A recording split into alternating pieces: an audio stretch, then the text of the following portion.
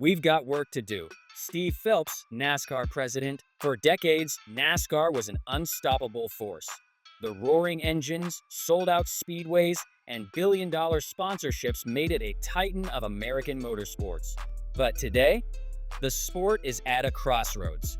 TV ratings are plummeting. Sponsors are walking away. The grandstands that once held over 100,000 screaming fans, now entire sections sit empty. It's a far cry from the golden era. In the late 90s and early 2000s, NASCAR was the fastest growing sport in America. The Daytona 500 pulled in Super Bowl-sized TV ratings. Fortune 500 companies poured millions into teams.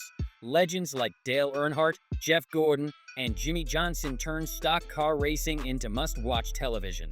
But today, the headlines tell a different story. Declining attendance, fading sponsorships, a fan base that feels disconnected. And now, for the first time in history, the France family, NASCAR's founding dynasty, is considering selling an equity stake in the sport. Is this the move that saves NASCAR? Or the beginning of its downfall? This is the story of NASCAR's biggest gamble yet. NASCAR was a rocket ship. It was untouchable. Dale Jarrett, former NASCAR driver, for decades, stock car racing wasn't just a sport, it was a cultural phenomenon. In the 1990s and early 2000s, NASCAR was everywhere. Race cars weren't just on the track. They were in commercials, video games, and toy aisles across America. Kids grew up idolizing Dale Earnhardt, Jeff Gordon, and Jimmie Johnson. At its peak, NASCAR was getting Super Bowl-sized TV ratings. Racing analyst Bob Pockrass, the Daytona 500 became appointment television. The sport was a yearly spectacle, drawing massive audiences who watched from home and packed the grandstands. Sponsors lined up, pumping hundreds of millions into teams. Major brands like Coca-Cola, Pepsi, and Ford turned NASCAR into an advertising juggernaut. The grandstands sold out at nearly every race. As NASCAR grew, it expanded into new markets: Texas, California, Las Vegas, building massive speedways to keep up with demand. The sport's biggest names became household icons.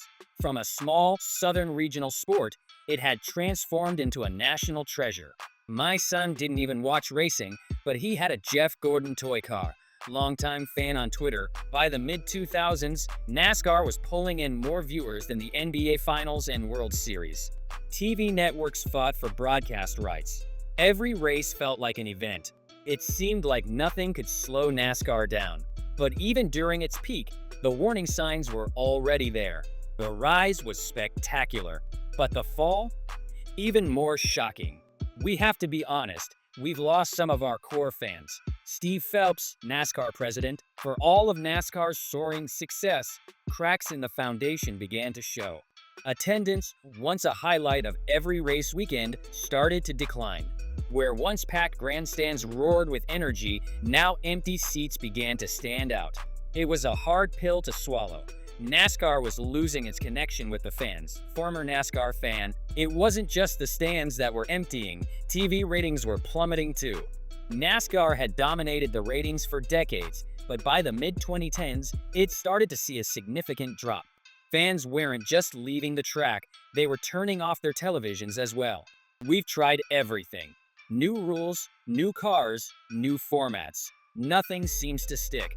NASCAR team owner, the sport's efforts to modernize began to feel like desperate attempts to revive its former glory.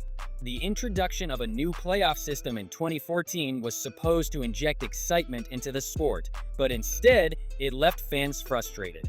They missed the traditional format and resented constant changes. And with every change, NASCAR alienated more and more loyal fans. This isn't the NASCAR I grew up with. Longtime fan reaction on Twitter: sponsorships, which had once been the financial backbone of the sport, were now vanishing. Some of NASCAR's biggest sponsors, like Lowe's, Home Depot, Ups, and Sprint, walked away. The money that flowed into the sport from these companies had been crucial to its success, but as their departures piled up, it became clear that NASCAR's economic foundation was shifting underfoot. Even the stars who had once filled the tracks with excitement were stepping away. Dale Earnhardt Jr., Tony Stewart, Jeff Gordon, three of NASCAR's biggest names, retired one by one, leaving a gap that new drivers couldn't easily fill. As the sport's biggest stars hung up their helmets, NASCAR was facing a future without the familiar faces that had brought fans to the track. The writing was on the wall, but the real challenge was yet to come. For over 70 years, one family had held the reins of NASCAR, the Frances. From Bill France Sr. to his son Bill France Jr. and now Bill's nephew, Brian France, the family was synonymous with the sport. They had built NASCAR into a billion-dollar empire, shaping its every move. But in 2018, everything changed. NASCAR chairman Brian France was arrested last night for DUI and possession of oxycodone. News anchor report, August 5, 2018. Brian France, the man who was supposed to lead NASCAR into the future, was suddenly removed from his post after a scandal that shocked the motorsports world. The arrest marked a turning point for NASCAR. The man who had controlled everything was gone, and the sport was left to grapple with an uncertain future. It's a pivotal moment for NASCAR. Leadership changes at the top always have a ripple effect.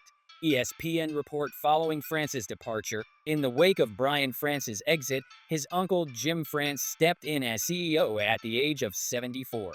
Jim, a more reserved figure compared to Brian, had been a major force in NASCAR's background operations. But it wasn't just about new leadership. It was about the family's control of a sport they had built from the ground up. Would Jim be able to steer NASCAR through the storm that was brewing? By 2024, NASCAR was in a crisis. Attendance was still low. Sponsorships were harder to come by. TV ratings had dropped so far that NASCAR no longer dominated the airwaves like it used to. The sport that once filled stadiums and captured the nation's attention now seemed to be struggling to hold on to its place in the American sports landscape. We're in what I would call the exploration phase. Steve Phelps, NASCAR president, for the first time in NASCAR's history, the France family was seriously considering selling an equity stake in the sport. It was a decision that would change everything. The family that had built NASCAR into the powerhouse it was, now facing a crossroads, was contemplating opening the door to outside investors. This was a monumental decision, one that seemed unimaginable just a few years ago.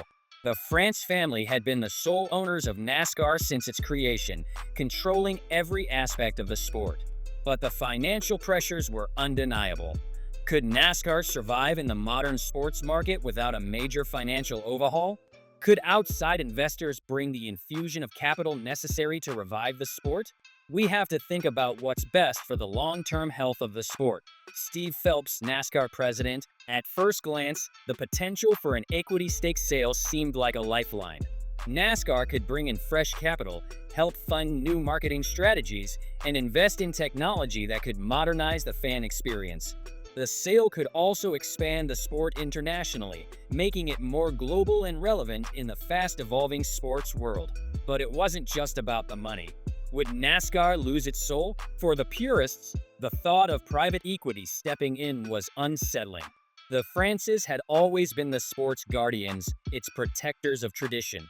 But now, as NASCAR stood on the brink of financial ruin, the question remained. Could it evolve without losing everything that made it great? As 2024 unfolded, NASCAR had to decide.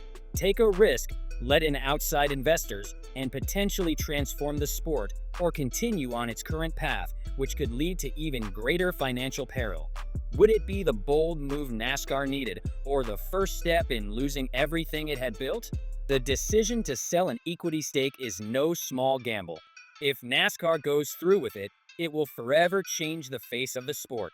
The infusion of capital could revitalize NASCAR, but it could also alter the very essence of what has made it one of the most iconic motorsports leagues in the world. We have to think about what's best for the long-term health of the sport. Steve Phelps, NASCAR president, will the money bring NASCAR back to its former glory, or will it dilute the culture and traditions that fans hold dear? The future of NASCAR depends on this delicate balance. It's a risk, but it's a necessary one.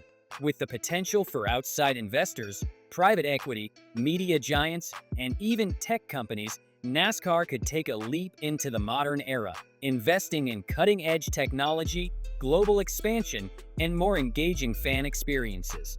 The possibilities are endless, but so are the risks. The goal for NASCAR is clear: to evolve, attract new fans, and reclaim the massive fan base it once had. But what happens if the sport loses its roots? What if the influence of money changes the sport beyond recognition? Will we still see the passion, the rivalries, and the heart that made NASCAR great? The next few years will determine whether NASCAR can maintain its identity while growing into the future. Can it modernize without sacrificing what makes it NASCAR? Can it balance the tradition of the franchise with the need for fresh blood and innovation? NASCAR must evolve, but it can't afford to forget what made it great. Jeff Burton, NASCAR analyst: "The clock is ticking. The stakes couldn't be higher." So, what happens next? What do you think? Is this the right move for NASCAR's future, or is the sport risking its very identity? Let us know your thoughts in the comments below.